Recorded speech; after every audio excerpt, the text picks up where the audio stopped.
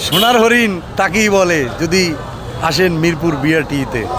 তাই এমনই পর্যায়ে আজকে মানে গাড়ির কাগজ হারায় গেছিল, সেই কাগজ কি বলে যে 1.5 বছর পরে জিডির মাধ্যমে 1 বছর অপেক্ষামান রেখে আজকে সেই কাগজ মিরপুর বিআরটি থেকে পেলাম। আরে সোনার হরিণ রে ভাই, এই সোনার হরিণ হ্যাঁ কাছে পাওয়া মানে বিশাল কিছু। নিজের মোটর সাইকেল তা যদি দেখা গেছে যে কাগজ হারিয়ে যাওয়ার পরেও যদি এত বছর 1.5 বছর অপেক্ষা করছি, আর কত অপেক্ষা করবো? আসলে সিরিয়ালে দাঁড়াইছি, হ্যাঁ 2জন দালাল আইসা বলতেছে যে 200 টাকা দেন 200 টাকা দেন, করে দিচ্ছি ভাই 2 মিনিটের ভিতরে।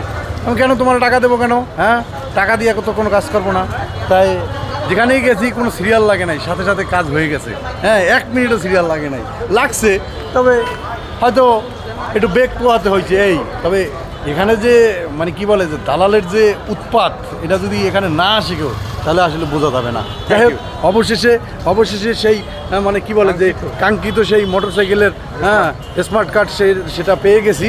হ্যাঁ দীর্ঘ 1.5 বছর পরে। এর চাইতে আর আনন্দ আর কিছু হতে পারে না। মিরপুর বিআরটি থেকে দালাল থেকে সাবধান, পা চেটে কথা বলবো না, ঠিক আছে? সে যেই হোক না কেন, তবে দালাল থেকে সাবধান। দালালরা আমার মতো মানুষের কাছে যদি টাকা চায়, আমার কাছে কি টাকা পাবে সে?